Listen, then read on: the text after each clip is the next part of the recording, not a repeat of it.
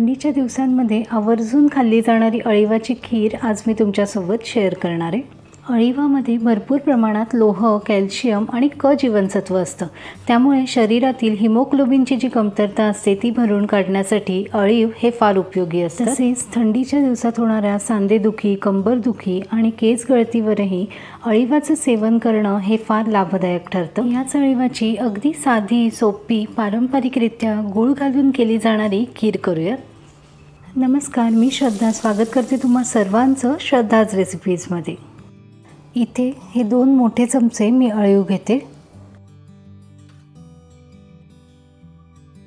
बघा, हे अळीव असे असतात। हे अळीव आपल्याला कुठल्याही किराणा मालाच्या दुकानात अगदी सहज मिळतात।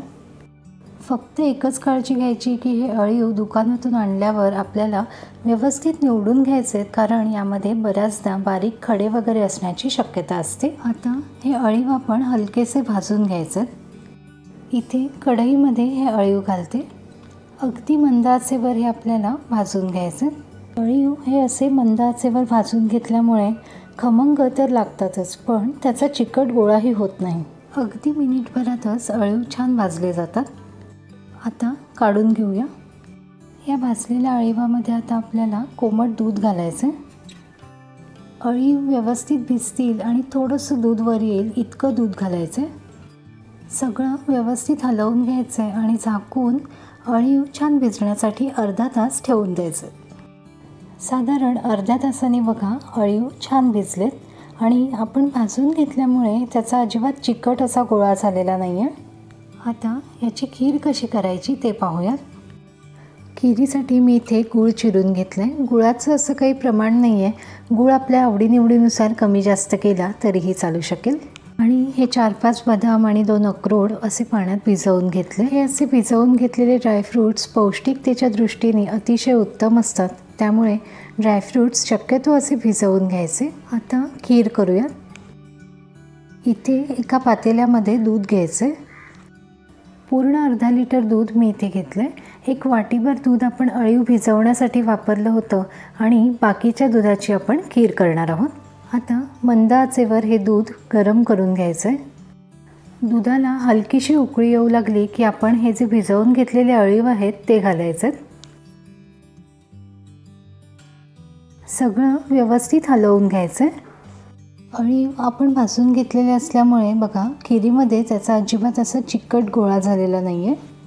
अळीवाची ही खीर आपण गुळामध्ये तयार केलेली असल्यामुळे पौष्टिक तर आहेच। बऱ्याचदा थंडीमध्ये त्वचा कोरडी होऊन केस गळतीचा खूप त्रास होतो आणि अशा वेळी आपण ही खीर आठवड्यातून 2-3दा खाल्ली तर आपल्या शरीराला त्याचा नक्कीच फायदा होतो। त्यामुळे थंडीच्या दिवसात अळीवाचं सेवन हे आपण करायलाच हवं। या खिरीमध्ये आपण मखाणाची पूडही घालू शकतो।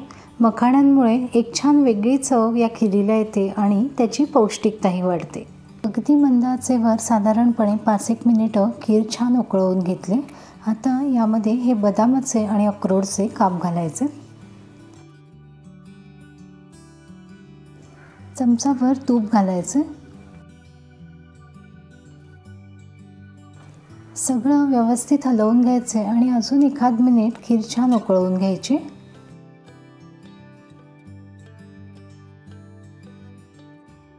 अगदी शेवटी जायफळ वेलदोड्याची पूड घालायची। पुन्हा सगळं व्यवस्थित हलवून घ्यायचे आणि गॅस बंद करायचे। या गरम गरम खिरीमध्ये आपण गूळ घातला तर दूध फाटू शकतं, त्यामुळे खीर हलकीशी कोमट होऊ द्यायची आणि मग यामध्ये गूळ घालायचं। बघा, आता खीर हलकीशी कोमट झाली आहे, म्हणजे मी जर करंगळी घालून बघितली तर माझ्या हाताला चटका लागत नाही आहे, पण गरम मात्र आहे। अशा वेळी आपल्याला गूळ घालायचा आहे। हा थोडासा गूळ मला जरा जास्त वाटला म्हणून मी काढून ठेवते। गुळाचं प्रमाण हे आपल्या आवडीनिवडीनुसार कमी जास्त करावं। सगळं पुन्हा व्यवस्थित हलवून घ्यायचं। हे असं सगळं छान व्यवस्थित हलवून घेतलं की अगदी मिनिटभरात गूळ छान विरघळतो। ही अळीवाची खीर आपल्याकडे बाळंतिणीला तिच्या शरीराची झीज भरून काढण्यासाठीही दिली जाते। या थंडीच्या दिवसांमध्ये आठवड्यातून 1-2 वेळा नक्कीच करायला हवी ही खीर।